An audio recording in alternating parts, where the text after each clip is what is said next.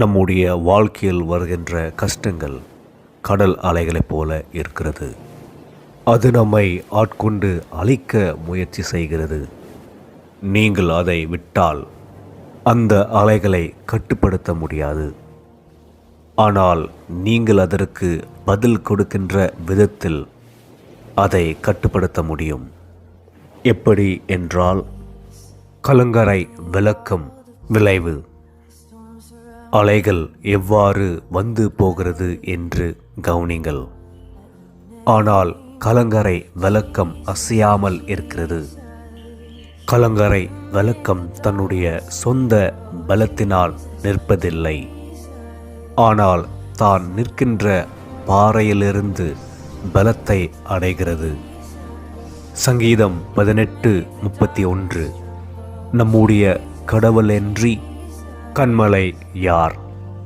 இயேசு கடலை அடற்றி கடல் அலையை பார்த்து அமைதியாக இரு என்று சொல்கின்ற போது நம்முடைய மனதின் அலைகளுக்கும் அதை சொல்கிறார். நம்முடைய மனதின் அலைகளை எவ்வாறு கட்டுப்படுத்த முடியும்?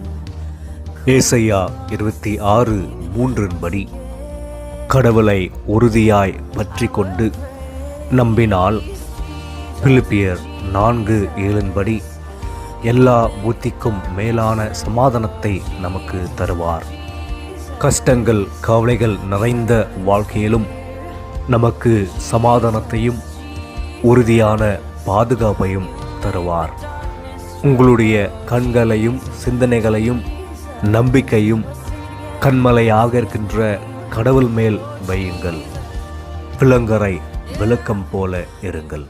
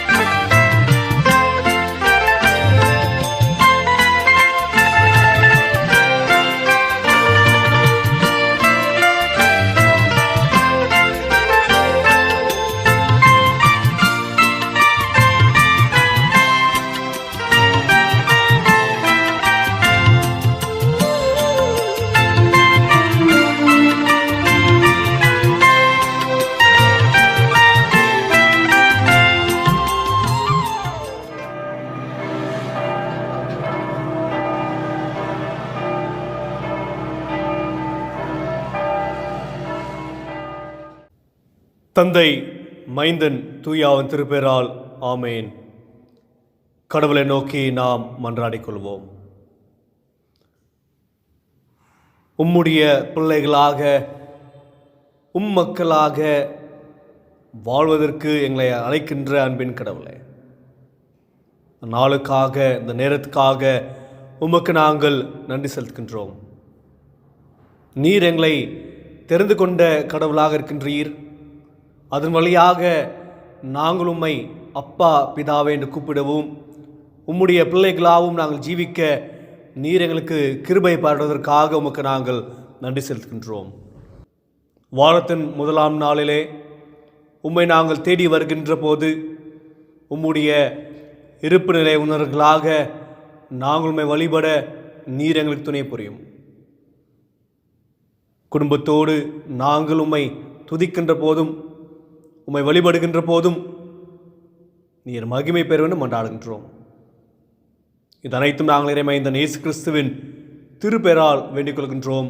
அன்பு நிறைந்த கடவுளே, ஆமேன்.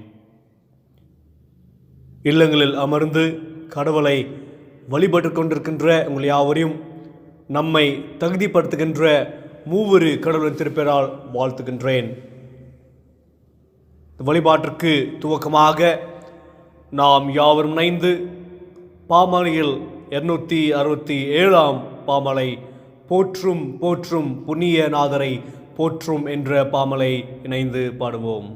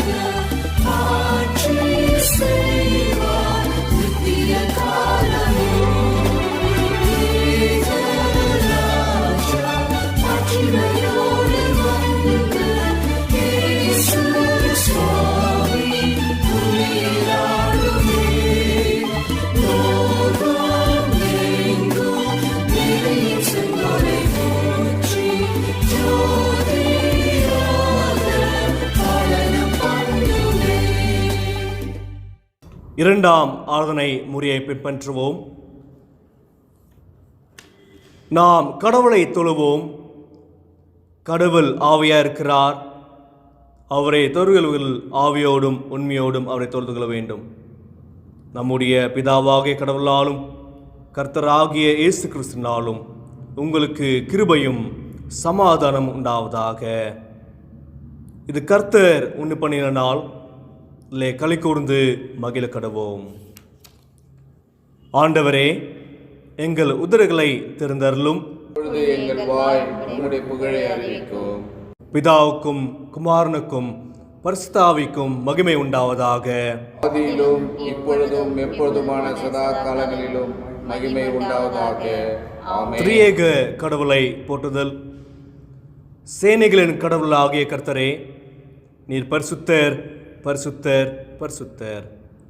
வானமும் பூமியும் உமது மகிமையால் நிறைந்திருக்கின்ற உன்னதத்திலே ஓசன்னா. கர்த்தரின் நாமத்தினாலே வந்தவரும் வருகிறவருமானவர் ஸ்தோத்திரிக்கப்பட்டவர் உன்னதத்திலே ஓசன்னா. கடவுளே, நீர் பரிசுத்தர். கடவுளே, நீர் பரிசுத்தர். சர்வ வல்லவரே, நீர் பரிசுத்தர். சர்வ வல்லவரே, நீர் பரிசுத்தர். சாவமுடையவரே, நீர் பரிசுத்தர். சாவாமை உடையவரே, நீர் பரிசுத்தர். ஆண்டவரே, எங்களுக்காக சிலுவையில் அறைந்த எங்கள் மீட்பரே, எங்கள் மேல் கிருபையாயிரும். ஆண்டவரே, எங்களுக்காக சிலுவையில் அறைந்த எங்கள் மீட்பரே, எங்கள் மேல் கிருபையாயிரும். பரிசுத்த ஆவியாகிய ஆண்டவரே, எங்கள் மேல் கிருபையாயிரும். பரிசுத்த ஆவியாகிய ஆண்டவரே, எங்கள் மேல் கிருபையாயிரும். ஆண்டவரே, எங்கள் ஜெபங்களையும் ஆறுதங்களும் ஏற்றுக்கொண்டு எங்கள் மேல் கிருபையாயிரும். ஆண்டவரே, எங்கள் மேல் மனதுருகி எங்கள் மேல் கிருபையாயிரும். பாவரிக்கை. நமக்கு பாவம் இல்லை என்பமானால் நம்மை நாமே மன்னித்துக்கொள்ளாவோம். நமக்கு உண்மை இல்லை. நமது பாவங்களை அறிக்கையிட்டால் பாவங்களை நமக்கு மன்னித்து எவ்வித அனிமை நீக்கி நம்மை சுத்திபெறக்கு அவர் நம்பத்தக்கரும் நீதியுள்ளவர். நான் எழுந்து என் தகப்பனிற்கு போய், தகப்பனே, விரோதமாகவும் உமது பார்வையிலும் பாவம் செய்தேன். இனி உம்முடைய மகன் என்று சொல்லப்படுவதற்கு நான் பாத்திரன் அல்ல. உம்முடைய கூலிக்காரன் ஒருவனாக என்னை வைத்துக்கொள்ளும் என்பேன். கடவுள் ராஜ்யம் சமீபத்திருக்கிறது. மனம் திரும்பி சுவிசேஷத்தில் நம்பிக்கை வையுங்கள். நமது பலவனைக்காக பரிதவிக்க முடியாத பிரதனாசம் நமக்கு இராமல் எல்லாவித்தும் நம்மை போல் சோதிக்கப்பட்டு பாவம் இல்லாத பிரதனாசன் நமக்கு இருக்கிறார். நாம் சற்று நேரம் அமைதியாக அமர்ந்து நம்முடைய தவறுகளை, பாவங்களை நாம் உணர கடவோம். நம்முடைய பாவங்களை அறிக்கை செய்வதற்கு உதவியாக நம்முடைய கீர்த்தனைகளில் 131ஆம் கீர்த்தனை, நீ உனக்கு சொந்தமல்லவே என்ற பாடலை, நம்முடைய பாவங்களை உணர்ந்து இந்த பாடலை பாடுவோம்.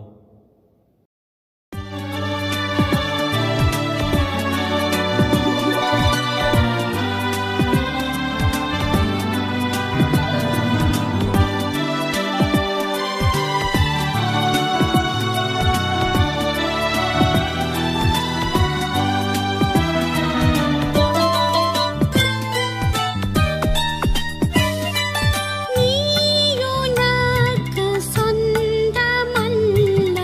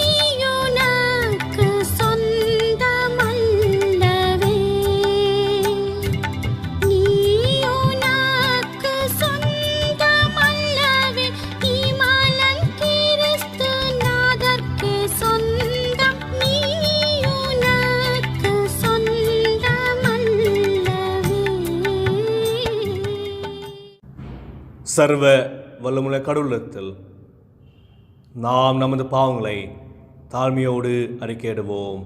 நாம் யாவரும் சேர்ந்து முதலாம் பாவரிக்கை ஜெபத்தை ஏறெடுப்போம். சர்வ வல்லமையும் மிகுந்த இரக்கமுள்ள பிதாவே, தப்பிப்போன ஆடுகளைப் போல நாங்கள் உமது வழிகளை விட்டு விடைகளை போனோம். எங்கள் எதிர்த்து யோசனைகளுக்கும் விருப்பங்களுக்கும் மிகவும் இணங்கி நடந்தோம். உம்முடைய பரிசுத்த கற்பனைக்கு விரோதமாய் குற்றம் செய்தோம். செய்யத்தக்கவர்களை செய்யாமல் செய்யத்தகாதவர்களை செய்து வந்தோம். எங்களுக்கு சுகமே இல்லை. ஆனாலும் ஆண்டவரே, தேவரீர் எங்கள் ஆண்டவராகிய இயேசு கிறிஸ்துவின் மூலமாய் மனிதர்கள் கருத்து செய்த வாக்குத்தத்தின்படியே நிர்வாக்கியமுள்ள குற்றவாளியாக எங்களுக்கு இருந்தோம். தப்பிதை மேல் அறிக்கை மேல் எங்கள் மேல் பொறுமையாயிரும். பாவத்தின் மித்தம் துக்கப்படுகிற எங்களை சீர்படுத்தும். மிகவும் இரக்கமுள்ள பிதாவே, உடைய பரிசுத்த நாமத்துக்கு மகிமையுண்டாகும்படி நாங்கள் இனி தேவ பக்தியும் நீதியும் தெளிந்த புத்துள்ளாய் நடந்து வர இயேசு கிறிஸ்துவின் மித்தம் எங்களுக்கு கிருபை செய்தோ. ஆமென். பாவ மன்னிப்பின் உறுதியை பெற்றுக்கொள்வோம். சர்வ வல்லமையும் மிகுந்த இரக்கமுள்ள ஆண்டவர் மன்னிப்பையும் பாவனையும் கட்டளை வாழ்க்கையை சீர்வன காலத்தையும் தமது பரிசுத்தாவின் கிருபையும் தேற்றுதலும் தந்தவராக. ஆண்டவரை துதியுங்கள். இந்நாளுக்குரிய திருமறை பகுதிகளாக உபாகமம் 6ஆம் அதிகாரம் 1ஆம் திருவசனம் துவங்கி 17ஆம் திருவசனம் வரை. Deuteronomy chapter 6 verses beginning from 1 to 17. நீ உன் தேவனாகிய கர்த்தருக்கு பயந்து உயிரோடு இருக்கும் நாளெல்லாம் நீயும் உன் குமாரனும் உன் குமார்த்தியும் நான் உனக்கு விதிக்கிற அவருடைய எல்லா கற்பனைகளையும் கட்டளைகளையும் கைக்கொள்கிறதுனாலே உன் வாழ்நாட்கள் நீடித்திருக்கும்படி நீங்கள் சுதந்திரிக்கப் போகிற தேசத்திலே கைக்கொள்வதற்காக உங்களுக்கு போதிக்க வேண்டும் என்று உங்கள் தேவனாகிய கர்த்தர் கற்பித்த கற்பனைகளும் கட்டளைகளும் நியாயங்களும் இவைகளே. இஸ்ரவேலே, நீ நன்றாய் இருப்பதற்கும் உன் பிதாக்களின் தேவனாகிய கர்த்தர் உனக்கு சொன்னபடி பாலும் தேனும் ஓடுகிற தேசத்தில் நீ மிகவும் விருத்தி அடைவதற்கும் அவைகளுக்கு செவி கொடுத்து அவைகளின்படி செய்ய சவதானமாயிரு. இஸ்ரவேலே, கேள், நம்முடைய தேவனாகிய கர்த்தர் ஒருவரே கர்த்தர். நீ உன் தேவனாகிய கர்த்தரிடத்தில் உன் முழு இருதயத்தோடும் உன் முழு ஆத்துமாவோடும் உன் முழு பலத்தோடும் அன்பு கூறுவாயாக. இன்று நான் உனக்கு கட்டளையிடுகிற இந்த வார்த்தைகள் உன் இருதயத்திலே இருக்கக்கடவது. நீ அவைகளை உன் பிள்ளைகளுக்கு கருத்தாய் போதித்து நீ உன் வீட்டில் உட்கார்ந்திருக்கும் பொழுதும் வழியில் நடக்கிற போதும் படுத்து கொள்கிற போதும் எழுந்திருக்கிற பொழுதும் அவைகளை குறித்து பேசி அவைகளை உன் கையின் மேல் அடையாளமாக கட்டிக்கொள்வாயாக. அவைகள் உன் கண்களுக்கு நடுவே ஞாபக குறியாய் இருக்கக்கடவது. அவைகளை உன் வீட்டு நிலைகளிலும் உன் வாசல்களிலும் எழுதுவாயாக. உன் தேவனாகிய கர்த்தர் உனக்கு கொடுப்பேன் என்று ஆபிரகாம், ஈசாக்கு, யாக்கோப்பு என்பவர்கள் ஆகிய உன் பிதாக்களுக்கு ஆணையிட்டு கொடுத்த தேசத்தில் உன்னை பிரவேசிக்க பண்ணும் பொழுதும் நீ கட்டாத வசதியான பெரிய பட்டணங்களையும் நீ நிரப்பாத சகல நல்ல வஸ்துக்களாலும் நிரம்பிய வீடுகளையும் நீ வெட்டாமல் வெட்டப்பட்டிருக்கிற துறவுகளையும் நீ நடாத திராட்சை தோட்டங்களையும் ஒலிவ தோப்புகளையும் அவர் உனக்கு கொடுப்பதினால் நீ சாப்பிட்டு திருப்தியாகும் பொழுது நீ அடிமைப்பட்டிருந்த வீடாகிய எகிப்து தேசத்திலிருந்து உன்னை புறப்பட பண்ணின கர்த்தரை மறவாதபடிக்கு எச்சரிக்கையாயிரு. உன் தேவனாகிய கர்த்தருக்கு பயந்து அவருக்கே ஆராதனை செய்து அவருடைய நாமத்தை கொண்டே ஆணையிடுவாயாக.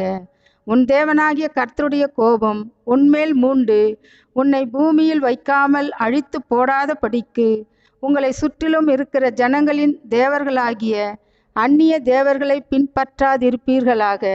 உன் நடுவில் இருக்கிற உன் தேவனாகிய கர்த்தர் எரிச்சலுள்ள தேவனாய் இருக்கிறாரே. நீங்கள் மாசாவிலே செய்தது போல் உங்கள் தேவனாகிய கர்த்தரை பரீட்சை பாராதிருப்பீர்களாக. உங்கள் தேவனாகிய கர்த்தர் உங்களுக்கு கற்பித்த அவருடைய கற்பனைகளையும் அவருடைய சாட்சிகளையும் அவருடைய கட்டளைகளையும் கருத்தாய் கைக்கொள்வாயாக என்பது. நிருப பாடமாக எபேசியர் 4ஆம் அதிகாரம் 7ஆம் திருவசனம் துவங்கி 16ஆம் திருவசனம் வரை. Epistle reading Ephesians chapter 4 verse beginning from 7 to 16. கிறிஸ்துவினுடைய ஈவின் அளவுக்கு தக்கதாக நம்மில் அவனவனுக்கு கிருபை அளிக்கப்பட்டிருக்கிறது. ஆதலால் அவர்கள் உன்னதத்திற்கு ஏறி சிறைப்பட்டவர்களை சிறையாக்கி மனுஷருக்கு வரங்களை அளித்தார் என்று சொல்லியிருக்கிறார். ஏறினார் என்பதினால் அவர் அதற்கு முன்னே பூமியில் தாழ்விடங்களில் இறங்கினார் என்று விளங்குகிறதல்லவா? இறங்கினவரே எல்லாவற்றையும் நிரப்பத்தக்கதாக எல்லா வானங்களுக்கும் மேலாக உன்னதத்திற்கு ஏறினவருமாய் இருக்கிறார். மேலும் நாம் அனைவரும் தேவனுடைய குமாரனை பற்றும் விசுவாசத்திலும் அறிவிலும் ஒருமைப்பட்டவர்களாகி கிறிஸ்துவனுடைய நிறைவான வளர்ச்சியில் அளவுக்கு தக்கதாக பூரண புருஷராகும் வரைக்கும் பரிசுத்தவான்கள் சீர்பொருந்த பொருட்டு சுவிசேஷ ஊழியத்திற்கு வேலைக்காகவும் கிறிஸ்துவின் சரீரமாகிய சபையானது பக்தி விருத்தி அடைவதற்காகவும் அவர் சிலரை அப்போஸ்தலராகவும் சிலரை தீர்க்கதரிசிகளாகவும் சிலரை சுவிசேஷர்களாகவும் சிலரை மேய்ப்பர்களாகவும் போதகராகவும் ஏற்படுத்தினார். நாம் இனி குழந்தைகளாயிராமல் மனுஷருடைய சூதும் வஞ்சிக்கிறதுக்கு ஏதுவான தந்திரமுள்ள போதகமாகிய பலவித காற்றினாலே அலைகளைப் போல அடிபட்டு அலைகிறவளாயிராமல் அன்புடன் சத்தியத்தை கைக்கொண்டு தலையாகி கிறிஸ்துக்கள் எல்லாவற்றிலேயும் நாம் வளர்கிறவராய் இருக்கிறோம். அப்படி செய்தார். அவராலே சரீரம் முழுவதும் அதற்கு உதவியாய் இருக்கிறது. சகல கணுக்களினாலும் இசையை கூட்டி இணைக்கப்பட்டு ஒவ்வொரு அவயமும் தன் அளவுக்கு தக்கதாக கிரியை செய்கிறபடியே அது அன்பினாலே தனக்கு பக்தி விருத்தி உண்டாக்குவதற்கு ஏதுவாக சரீர வளர்ச்சியை உண்டாக்குகிறது.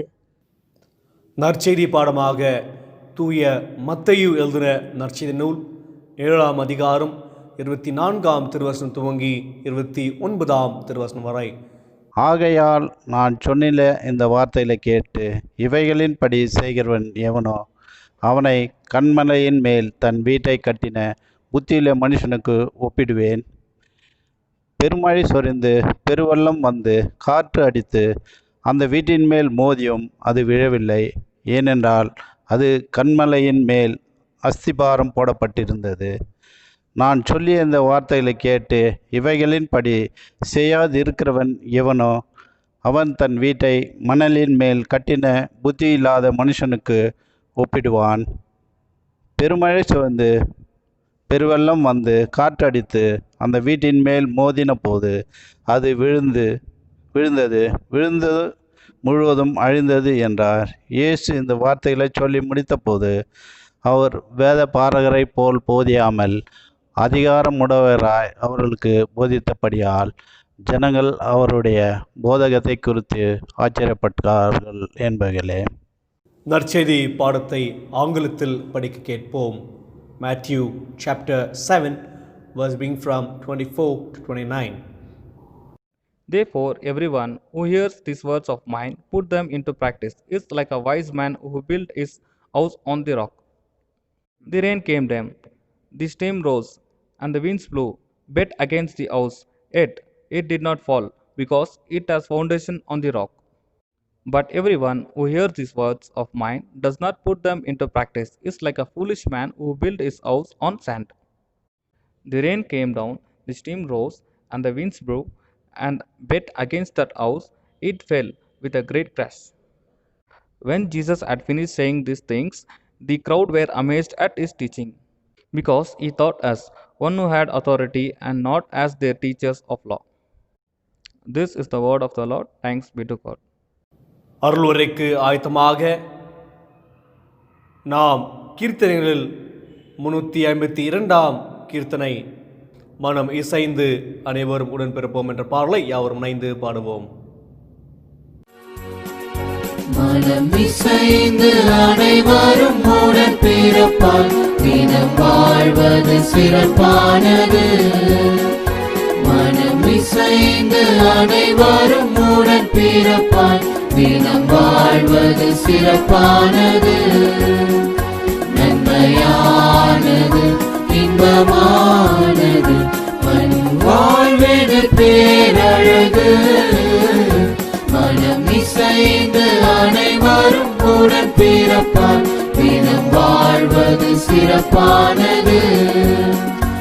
அது ஆரோனின் தலை மீது பொழிந்து அவனது தாடியில் வழிந்து, அது ஆரோனின் தலை மீது பொழிந்து அவனது தாடியில் வழிந்து, அங்கேயில் குழைந்து தொங்காலில் இழைந்து, அங்கேயில் குழைந்து தொங்காலில் இழைந்து, கீழ்வாடிந்திடும் பரிமளம் போன்றது.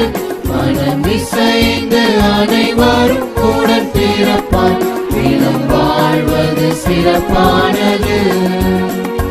அது ஏர்மோனின் மலையதன் மேலும் சீயோனின் சிகரங்கள் மீதும், அது ஏர்மோனின் மலையதன் மேலும் சீயோனின் சிகரங்கள் மீதும், மெல்லன கோவிந்து சில்லன குவிந்து, மெல்லன கோவிந்து சில்லன குவிந்து, தினம் பழந்திடும் பணியினை போன்றது. மனம் இசைந்து அனைவரும் உடன் பிறப்பார், தினம் வாழ்வது சிறப்பானது. இன்று இனம் மொழி பொருள் நிலை கொண்டு எத்தனை பிரிவுகளுண்டு. இன்று இனம் மொழி பொருள் நிலை கொண்டு எத்தனை பிரிவுகளுண்டு. அன்பேனை பகிர்ந்து இன்பமாய் இணைந்து, அன்பேனை பகிர்ந்து இன்பமாய் இணைந்து, ஒன்றாய் இணைந்து வாழ்வதே அருளரசு. மனம் இசைந்து அனைவரும் உடன் பிறப்பார், தினம் வாழ்வது சிறப்பானது.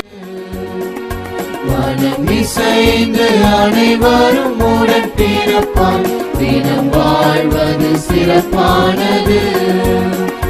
நன்மையானது, இன்பமானது, மண் வாழ்வது பேரழகு.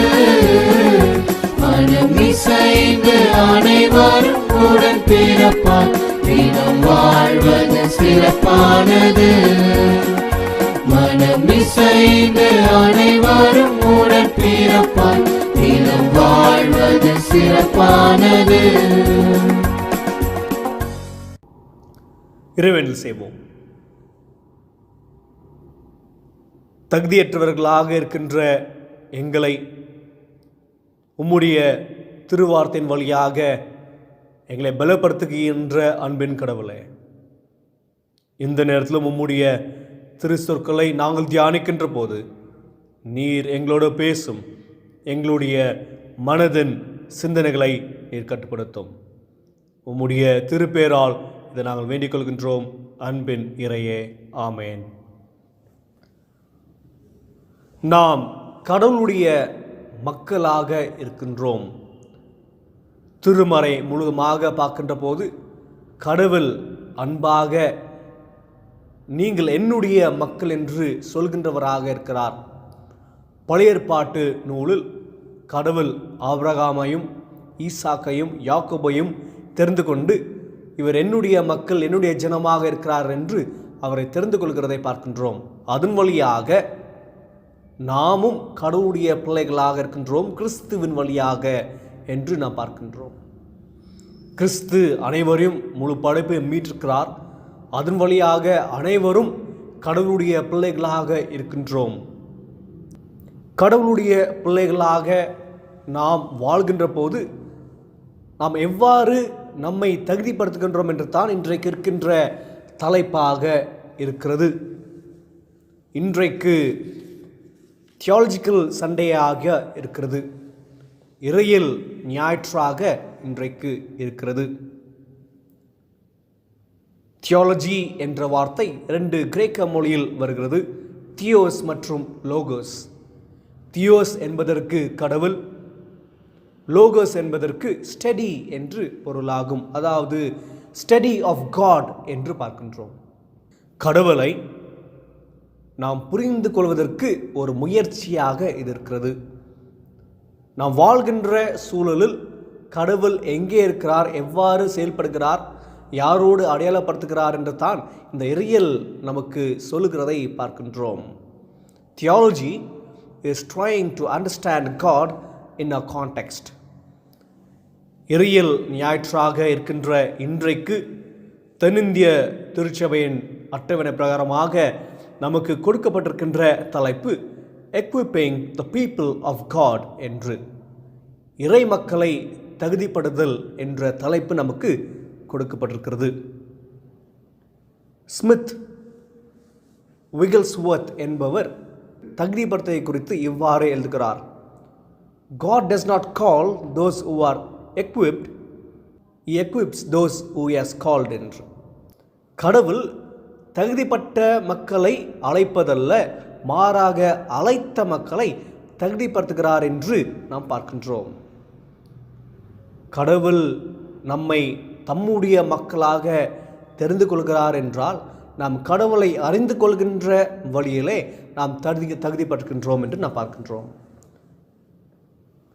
Equipping the people of God by knowing God என்று கொடுக்கப்பட்டிருக்கின்ற 3 திருமறை பகுதியில் ஒன்றும் கடவுள் நம்மை எவ்வாறு தகுதிப்படுத்துகிறார், இறை மக்களாகிய நாம் எவ்வாறு தகுதிப்படுத்த வேண்டும் என்று நாம் சற்று பார்ப்போம். 2 கேள்விக்கு பதிலாக இன்றைய செய்தி இருக்கும். How to equip, எவ்வாறு தகுதிப்படுத்த முடியும், எதற்காக தகுதிப்படுத்த வேண்டும் என்று 2 கேள்விகளுக்கு படிக்கேற்ற 3 திருமறை பகுதியும் சற்று நாம் தியானிப்போம். முதலாவது நமக்கு கொடுக்கப்பட்டிருக்கின்ற திருமறை பகுதியாக பழைய ஏற்பாட்டு நூல் உபாகமம் 6ஆம் பிரிவு 1ஆம் திருவசனம் துவங்கி 17ஆம் திருவசனம் வரை நமக்கு கொடுக்கப்பட்டிருக்கிறது. உபாகமம் 6ஆம் பிரிவு 1ஆம் திருவசனம் துவங்கி 17ஆம் திருவசனம் வரை. இந்த பகுதியில் கடவுள் தந்த 10 கட்டளையுடைய தொடர்ச்சியாக இது வருகிறதை பார்க்கின்றோம். 5ஆம் அதிகாரத்தில் கடவுள் இஸ்ரவேல் மக்களுக்கு 10 கட்டளைகளை கொடுக்கிறார். 5ஆம் அதிகாரம் 22ஆம் திருவசனம் துவங்கி மோசே கடவுளுக்கும் மனிதர்களுக்கும் ஒரு இடையலாளராக as a mediator என்று அங்கு வருவதை பார்க்கின்றோம். 6ஆம் அதிகாரத்தில் இந்த கட்டளைகளை எவ்வாறு நாம் கடைபிடிக்க வேண்டும் என்று அங்கே அவர் விவரிக்கிறதை பார்க்கின்றோம். எதற்காக கடைபிடிக்க வேண்டும் என்று அங்கே அவர் விவரிக்கிறதை பார்க்கின்றோம். It's a continuation of chapter 5, 10 commandments. குறிப்பாக 3வது திருவசனத்தில் ஷம்மா இஸ்ரேல் என்ற வார்த்தை அங்கு பயன்படுத்துவதை பார்க்கின்றோம். எபிரேய மொழியில் ஏர் ஓ இஸ்ரேல், இஸ்ரவேலை கேள் என்ற வார்த்தை அங்கே வருகிறதை பார்க்கின்றோம். கேள் என்று சொல்கின்ற போது அங்கே வந்த 10 கட்டளையிலும் சரி, கடவுள் சொல்கின்ற அனைத்து காரியங்களையும் நீங்கள் கவனித்து கேட்க வேண்டும் என்று அங்கே பார்க்கின்றோம். அந்த 3ஆம் வசனத்தில் இந்த கட்டளைகளை நீங்கள் கடைப்பிடிக்க வேண்டும் என்று அங்கே வருவதை பார்க்கின்றோம். Be careful to observe them that you may grow and prosper the more in keeping with the promise of the Lord. இந்த கட்டளைகளை நீங்கள் கடைப்பிடிக்கின்ற போது கடவுள் உங்களை வழிநடத்துவார் என்று கடவுள் கொடுக்கின்ற வாக்குறுதிகளை உங்களுடைய வாழ்க்கையில் நிறைவேறும் என்று பார்க்கின்றோம்.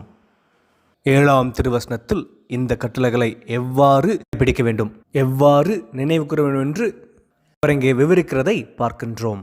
Bind them in the wrist, pendant in neck and also on the doorpost என்று அங்கு வருகிறது. 9ஆம் வசனத்தோட வாசிக்கலாம். இன்றைக்கும் இஸ்ரவேல் மக்களை நீங்கள் பார்க்கின்ற போது, யூதர்களை பார்க்கின்ற போது அவருடைய கையிலே 10 கட்டளைகளை அவர் எழுதி அங்கே மாட்டியிருப்பார்கள். அதே போல் கழுத்திலே ஒரு பெண்டண்டாக அதை வைத்திருப்பார்கள். இது எதற்காக என்று சொல்கின்ற போது, அவர் எந்த காரியத்தையும் செய்கின்ற போது இந்த 10 கட்டளைகளை அவர்களுடைய கண்களுக்கு முன்பதாக வர வேண்டும் என்று, அந்த கைகள் சரியான காரியங்களை 10 கட்டளைக்கு உடன்பட்டு அவர்கள் செய்ய வேண்டும் என்று, அவருடைய கைகளே அதை கட்ட வேண்டும் என்று கடவுளுடைய கட்டளையாக இருக்கிறது. அதே போல உங்களுடைய கழுத்திலே அதை மாட்டிக்கொள்ள வேண்டும் என்று சொல்கின்ற போது அது எப்பொழுதும் உங்களுடைய இருதயத்திற்கு பக்கத்திலே இருக்க வேண்டும். அது எப்பொழுதும் நீங்கள் சிந்தித்து கொண்டே இருக்க வேண்டும் என்று அங்கே கழுத்திலே மாட்ட வேண்டும் என்று சொல்வதை பார்க்கின்றோம். 9வது திருவசனத்தில் வாசகாலில் இதை எழுதி வைக்க வேண்டும் என்று சொல்கிறார். எதற்காக என்று பார்க்கிற போது, நீங்கள் வீட்டை விட்டு கடந்து செல்கின்ற போதும் உள்ளார பிரவேசிக்கின்ற போதும் இந்த நினைவோடே தான் நீங்கள் வாழ வேண்டும் என்று அங்கே வருகின்ற காரியமாக இருக்குது. அதுதான் இன்றைக்கும் இருக்கின்ற ஒரு செயல்முறையாக இருக்கிறதை பார்க்கின்றோம். Bind them in the wrist means we have to be rightful in action, pendant in neck, rightful in a thought. Doorpost is to acknowledge God while we go out and while we come in. என்றால் இந்த திருமறை பகுதியில் நம்முடைய வாழ்வாதாரக்கு அடித்தளமாக கடவுளுடைய வார்த்தை இருக்கிறது என்று பார்க்கின்றோம். அதுதான் இறையிலும் சொல்கிறது, டு நோ காட் என்று. 18ஆம் திருவசனத்திலே இந்த 10 கட்டளைகளை எதற்காக நாம் கடைபிடிக்க வேண்டும் சொல்கின்ற போது, to do what is right and good in the sight of the Lord என்று வருகிறது. கடவுளுடைய பார்வையில் நன்மையான காரியங்களையும் சரியான காரியங்களையும் நீங்கள் செய்ய வேண்டும் என்று நாம் பார்க்கின்றோம். என்றால் முதலாவது கடவுள் நம்மை எவ்வாறு தகுதிப்படுத்துகிறார் என்று பார்க்கின்ற போது, அவருடைய திருவார்த்தையின் வழியாக நம்மை தகுதிப்படுத்துகிறதை பார்க்கின்றோம். இந்த வசனங்களிலே குறிப்பாக நாம் கவனிக்க வேண்டும் என்றால், அந்த 6ஆம் வசனம் 7ஆம் திருவசனத்திலே நீங்கள் மட்டும் இதை கடைபிடிப்பதல்ல, மாறாக உங்களுடைய பிள்ளைகளுக்கும் இதை கற்றுக்கொடுங்கள் என்று அங்கே வருகிறதை நாம் பார்க்கின்றோம். முதலாவது நாம் பார்ப்பது எவ்வாறு நாம் தகுதிப்படுத்த முடியும், எவ்வாறு நாம் தகுதிப்படுத்த வேண்டும் என்று பார்க்கின்ற போது, we equip through the teaching of the word of God என்று நாம் பார்க்கின்றோம்.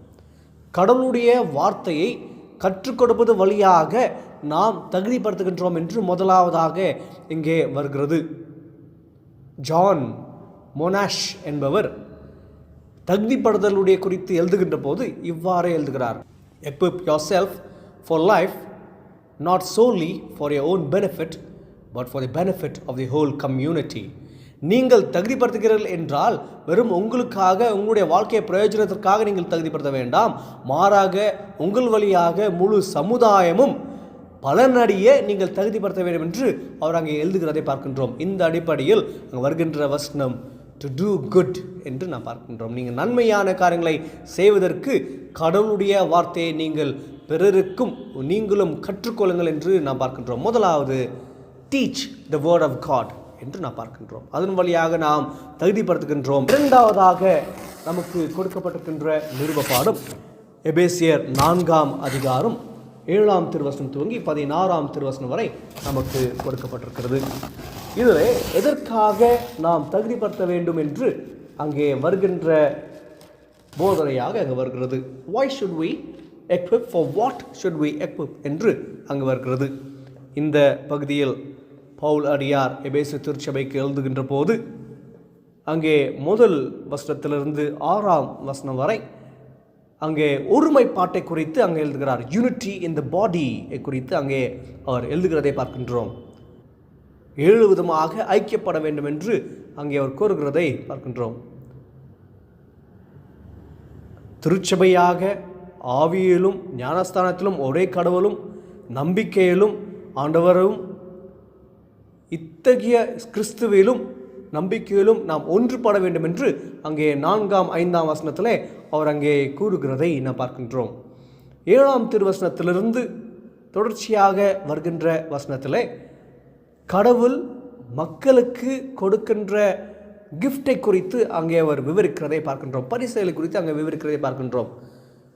11ஆம் திருவசனத்திலே சிலர் அப்போஸ்தலராகவும் தீர்க்கதரிசிகளாகவும் சுவிசேஷகாரர்களாகவும் ஆசிரியர்களாகவும் போதகர்களாகவும் கடவுள் தெரிந்து கொள்கிறார் என்று 11ஆம் வசனத்திலே வருகிறது.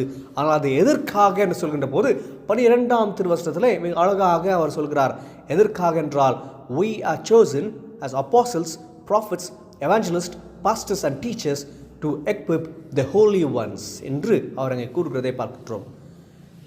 பரிசுத்தவான்களை, கடவுளுடைய மக்களை தகுதிப்படுத்துவதற்காக இந்த காரியங்கள் நமக்கு கொடுக்கப்பட்டிருக்கிறது என்று அவர் அங்கே விவரிக்கிறார். எதற்காக சொல்வது, to build the body of Christ, கடவுளுடைய உடலாக இருக்கின்ற திருச்சபை கட்ட வேண்டும் என்று, கடவுளுடைய நம்பிக்கையில் ஐக்கியப்பட வேண்டும் என்றும், கடவுளுடைய மகனாக இயேசு கிறிஸ்துவுடைய அறிவிலே வளரவும் நீங்கள் தகுதிப்படுத்த வேண்டும் என்று அவர் அங்கு விவரிக்கிறார். கடவுள் நம்மை திருமறை வழியாக தகுதிப்படுத்துகிறார் என்றால் எதற்காக என்றால் இந்த 3 காரியங்களை குறித்து தான் இங்கே 12ஆம் திருவசனத்தில் பவுல் அடியார் விவரிக்கிறார். கடவுளுடைய உடலாக நாம் வளர்வதற்கும் கட்டுப்படுவதற்கும் நம்பிக்கையில் ஒருமைப்பாடவும் அதே போல இறைமகன் இயேசு கிறிஸ்துடைய ஞானத்திலே வளரவும் இது நமக்கு தேவைப்படுகிறது என்று அவர் அங்கு விவரிக்கிறார். 11ஆம் 12ஆம் திருவசனத்திலே முழு குடும்பமும் முழு சமுதாயம் மக்களும் கடவுளுடைய மக்களும் எதற்காக தகுதிப்படுத்த வேண்டும் என்றால் ஊழியத்தை செய்வதற்காகத்தான் அங்கே தகுதிப்படுத்த வேண்டும் என்று அங்கே வருகிறதை பார்க்கின்றோம். Grow in every way for what என்று சொல்கிற போது திருப்பணிக்காக நீங்கள் இத்தகைய காரியங்களில் நீங்கள் வளர வேண்டும் என்று அங்கே அவர் விவரிக்கிறதை நாம் பார்க்கின்றோம். To equip the holy ones for the work of the ministry என்று நாம் பார்க்கின்றோம். இன்றைக்கு திருச்சபையுடைய திருப்பணியும் சரி, திருச்சபையுடைய ஊழியங்களும் சரி, அல்லது அனைவரும் செய்கின்ற திருப்பணியாக இருக்கிறது எதற்காக என்றால் இறை மக்களை தகுதிப்படுத்துவது என்று சொல்கின்ற போது அங்கே கடவுளுடைய திருப்பணியை செய்வதற்கென்று நாம் இங்கே பார்க்கின்றோம். சார்ல்ஸ் கால்சன் என்பவர், the church job is to equip the saints for the work of service in the world. மக்களுடைய இறைப்பணிக்காக மக்களுடைய சேவைக்காக நீங்கள் உங்களை தகுதிப்படுத்த வேண்டும் என்று அவர் அங்கே கூறுகிறதை பார்க்கின்றோம். என்றால் இரண்டாவதாக நாம் பார்ப்பது train for ministry to serve others என்று. பிறருக்காக நீங்கள் சேவை செய்வதற்காக உங்களை நீங்கள் தகுதிப்படுத்த வேண்டும் என்று தான் பவுல் அடியார் இங்கே விவரிக்கிறதை நாம் பார்க்கின்றோம். இயேசு கிறிஸ்துவும் சொல்கின்ற போது இந்த சிறியவர்கள் நீங்கள் எதை செய்கிறீர்களோ அதை எனக்கே செய்கிறீர்கள் என்று சொல்கிறார் என்று பார்க்கின்ற போது இந்த ஊழியத்தை குறித்து தான் அவர் அங்கே கூறுகிறதை பார்க்கின்றோம். பிறருக்காக வாழ்வதற்கு பிறருக்காக ஊழியம் செய்வது என்பது நம்மை தகுதிப்படுத்துவதுடைய முக்கிய நோக்கமாக இருக்கிறது என்று. முதலாவது teach the word of God, secondly train for ministry to serve others என்று இரண்டாவதாக பார்க்கின்றோம். கடைசியாக நமக்கு கொடுக்கப்பட்டிருக்கின்ற நற்செய்தி பாடமாக தூய மத்தேயு எழுதின நற்செய்தி நூல் 7ஆம் அதிகாரம் 24ஆம் திருவசனம் துவங்கி 29ஆம் திருவசனம் வரை கொடுக்கப்பட்டிருக்கிறது. இதில் இயேசு கிறிஸ்து ஒரு ஊமையை சொல்கிறார். எவ்வாறு 2 விதமான மனிதர்கள் தன்னுடைய வீட்டை கட்டுகிறார் என்று. ஒருவர் கண்மணல் மேலும் மற்றொருவர் மணல் மேலும் கட்டுகிறார். கண்மேல் மேல் கட்டப்பட்ட அந்த வீடானது மழை வந்தாலும் அவ்வாறே நிற்கிறது, ஆனால் மண்மேல் கட்டப்பட்ட வீடானது அங்கே அழிந்து போகிறது என்று அந்த பகுதியிலே வருகிறதை பார்க்கின்றோம். எதை குறித்து சொல்கிறார் என்றால் இதற்கு முன்பதாக 6ஆம் அதிகாரத்திலும் 5ஆம் அதிகாரத்திலும் பார்க்கின்ற போது அங்கே இயேசு கிறிஸ்துடைய போதனைகளை குறித்து அங்கே வருவதை பார்க்கின்றோம். Chapter 5 and Chapter 7 we see the teachings of Jesus. மலை பிரசங்கம் துவங்கி தொடர்ச்சியாக 6ஆம் அதிகாரத்தில் எவ்வாறு நீங்கள் கொடுக்க வேண்டும் என்றும் இறைவேண்டலை குறித்தும் ஜெபத்தை குறித்தும் உபவாசத்தை குறித்தும் அங்கே வருவதை பார்க்கின்றோம்.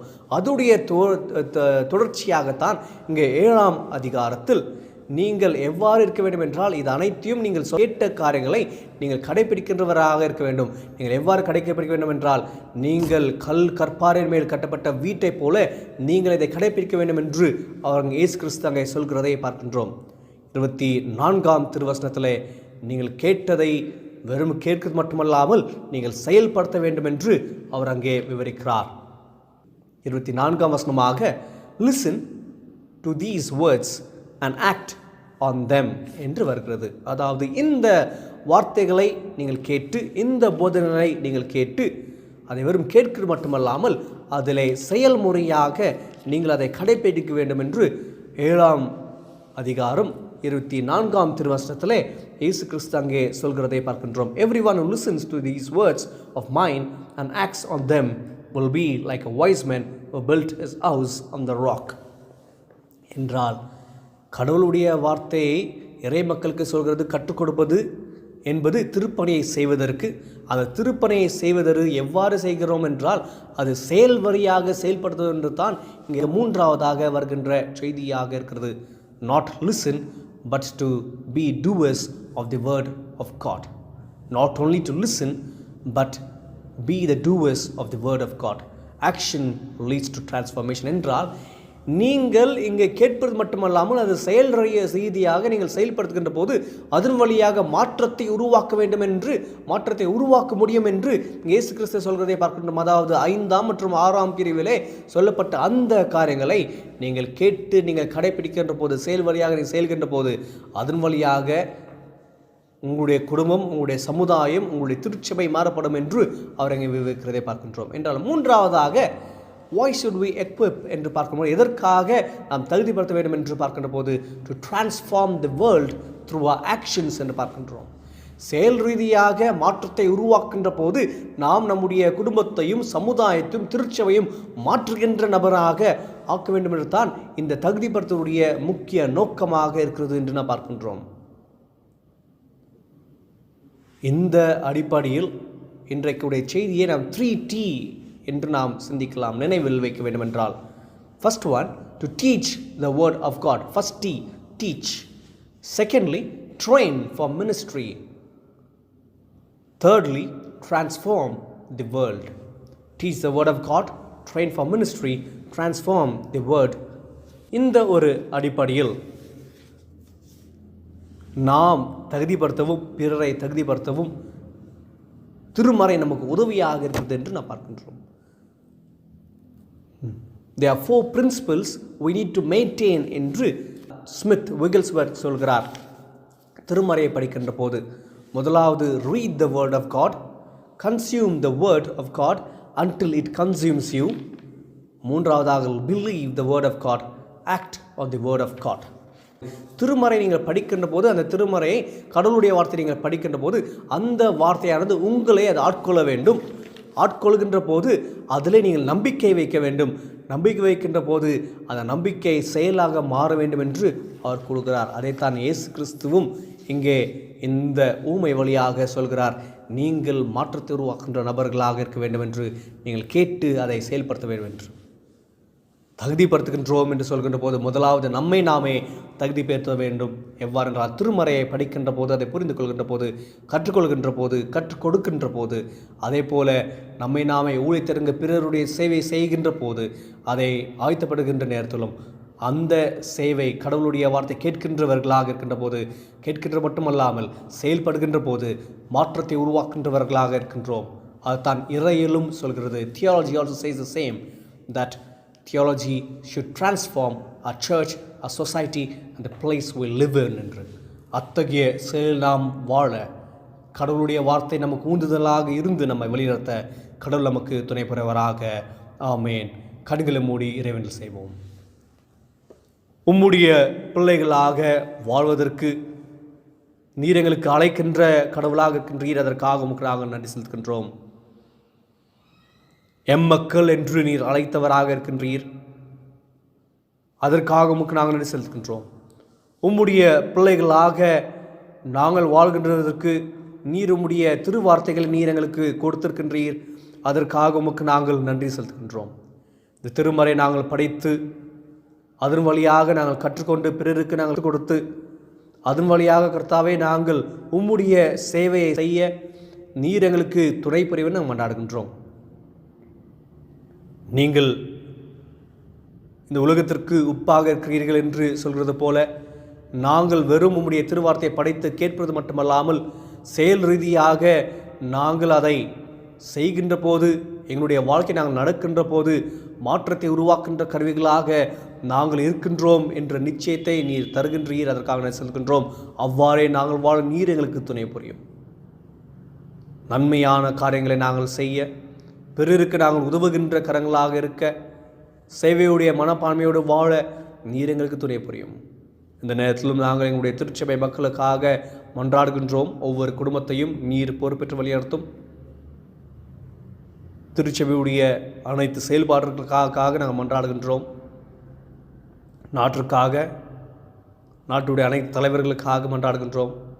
குழப்பம், பயம் நிறைந்த சூழலில் நாங்கள் வாழ்கின்ற போதும் நீர் உம்முடைய தைரியத்தினாவே கொடுத்து நீர் எங்களோடு இருக்கின்றவராகவே இருக்கின்றீர் என்ற நிச்சயத்தோடு தொடர்ந்து நாங்கள் வாழ நீர் எங்களுக்கு துணை புரியும். உம்முடைய பலத்த கருத்துக்குள்ளாக நாங்கள் எங்களை ஒப்புக்கின்றோம். இது அனைத்தும் நாங்கள் இறைமைந்த இயேசு கிறிஸ்துவின் திருப்பெயரால் வேண்டிக் கொள்கின்றோம். அன்பின் கடவுளே, நாம் யாவரும் சேர்ந்து செல்வோம். என் ஆத்மாவே கர்த்தரை ஸ்தோத்திரை, என் முழுவதுமே அவருடைய பரிசுத்த நாமத்தை ஸ்தோத்திரை. என் ஆத்மாவே கர்த்தரை ஸ்தோத்திரை, அவர் செய்த சகல உபகாரம் மறவாதே. ஆமேன். இந்த வழிபாட்டிற்கு நிறைவாக நாம் யாவரும் இணைந்து பாமாலையில் 367 பாடல் ஆண்டவா பிரசனமாகி என்ற பாடலை யாவரும் சேர்ந்து பாடுவோம்.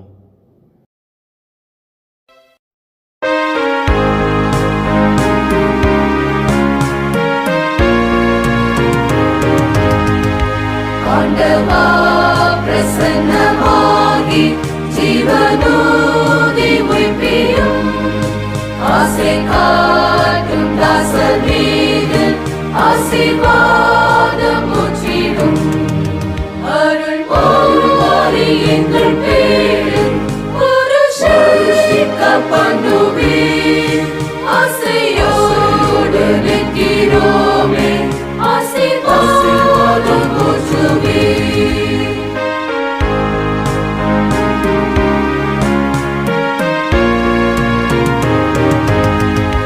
தேவரீரின் பாதத்தண்டை அவளோடே கூடினோம்.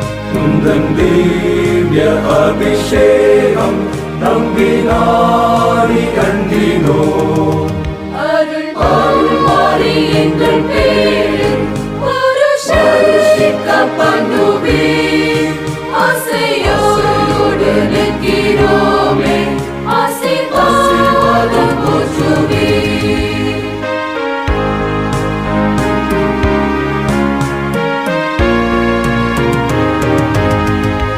ஆண்டவாமை பக்த செய்யும் வேண்டுகோளை கேட்கிறீர். அன்பின் சுவாலை எங்கள் நெஞ்சில் இன்று மூட்டி நிற்கிறீர். அருள் மாறி எங்கள் பேரில் ஒரு சருஷிக்க பண்ணுவீர். ஆசையோடு நிற்கிறோமே, ஆசீர்வாதம் ஊற்றுவீர்.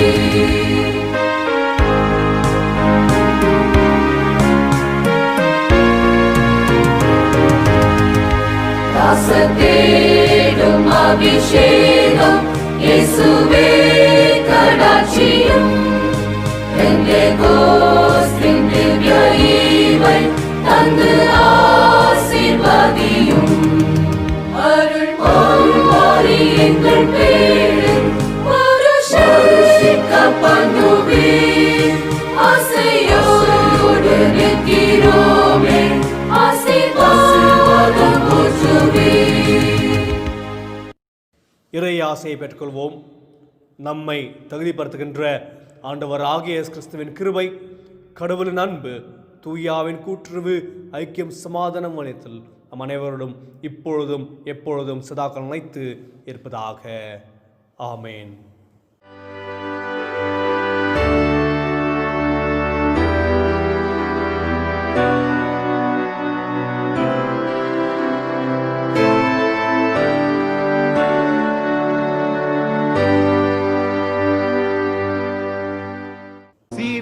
சுநாதனுக்கு ஜெயமங்களம், ஆதி திரியேகநாதனுக்கு சுபமங்களம். சிரே சுநாதனுக்கு ஜெயமங்களம், ஆதி திரியேகநாதனுக்கு சுபமங்களம்.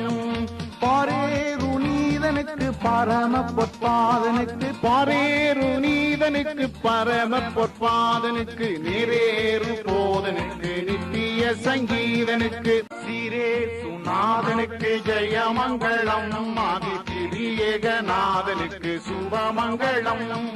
சிரே சுநாதனுக்கு ஜெயமங்களம், ஆதி திரியேகநாதனுக்கு சுபமங்களம்.